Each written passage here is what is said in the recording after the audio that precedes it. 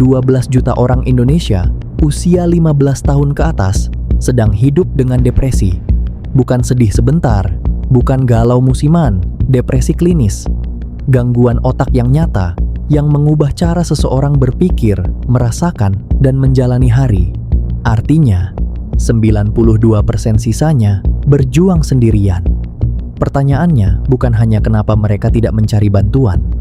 Pertanyaannya adalah, kemana mereka pergi untuk mencari bantuan kalau sistemnya memang tidak hadir untuk mereka?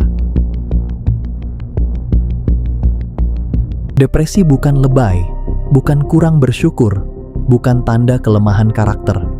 Dan ini yang paling penting untuk didengar keras-keras. Depresi bukan soal seberapa kuat atau lemah iman seseorang. Depresi adalah kondisi medis. Ada substrat biologisnya yang bisa diukur, diteliti, dan diobati. Cara otak bekerja. Ketika depresi secara neurologis, depresi melibatkan disfungsi pada sistem neurotransmitter. Serotonin, dopamin, norepinefrin. 3 zat kimia yang mengatur mood, motivasi, dan kemampuan merasakan kesenangan. Tapi yang paling mengejutkan, depresi kronis secara harfiah mengecilkan hipokampus, bagian otak yang mengatur memori dan regulasi emosi. Ini bukan metafora, ini terlihat di MRI. Otak orang yang lama tidak ditangani depresinya memiliki volume hipokampus yang lebih kecil dari rata-rata. Dan ketika seseorang terus menekan emosinya, karena diajarkan bahwa menunjukkan perasaan itu lemah, kortisol, hormon stres, tetap diproduksi tanpa ada outlet. Beda depresi dengan sedih. Biasa sedih itu normal.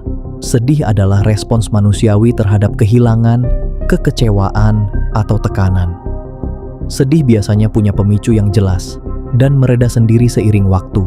Depresi berbeda. Ia bisa datang tanpa alasan yang tampak jelas. Ia berlangsung berminggu-minggu atau berbulan-bulan. Ia mengganggu fungsi sehari-hari. Susah tidur atau tidur berlebihan, tidak bisa makan atau makan terus, tidak bisa konsentrasi, kehilangan minat pada semua hal yang dulu menyenangkan. Yang dalam psikologi disebut anhedonia, ketidakmampuan merasakan kesenangan. Yang paling berbahaya, ada fenomena yang disebut smiling depression. Orang yang di luar terlihat baik-baik saja, bahkan terlihat ceria, produktif, aktif di media sosial, tapi di dalam sedang runtuh. Ini bukan kepura-puraan yang disengaja. Ini mekanisme survival. Ketika jujur berarti dihakimi, ditertawakan, atau diceramahi, otak belajar untuk menyembunyikan. Mereka belajar menampilkan normalitas karena itu satu-satunya cara untuk tidak dipermalukan. Dan inilah yang membuat banyak kasus berakhir tragis tanpa ada yang melihatnya datang. Sekarang kita bicara struktur, karena depresi bukan hanya soal individu yang tidak kuat. Ini juga soal negara yang tidak hadir. 1 psikiater untuk 200.000 orang, sementara standar WHO mensyaratkan 1/30.000. Indonesia kalah telak dari standarnya sendiri. Dan dari 1.000 psikiater yang ada, 70%-nya tinggal di Jawa. Budayanya sendiri, cara kita merespons orang yang sedang jatuh, menjadi tembok tambahan yang menghalangi mereka untuk mencari bantuan. Anggapan kurang iman.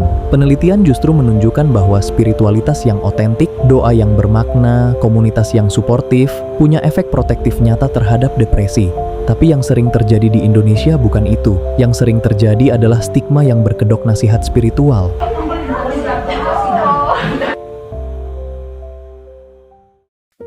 Negara perlu hadir dengan serius. Distribusi psikiater dan psikolog harus merata, bukan terkonsentrasi di Jawa. Puskesmas di seluruh Indonesia harus mampu menjadi pintu pertama, bukan tembok penghalang. Masyarakat perlu berhenti menjadikan stigma sebagai pengganti empati. Dan untuk siapapun yang sedang membaca atau mendengar ini sambil merasakan sesuatu yang berat, kamu tidak sendirian, kamu tidak salah, dan apa yang kamu rasakan itu nyata. Bukan karena kamu lemah, tapi karena kamu manusia.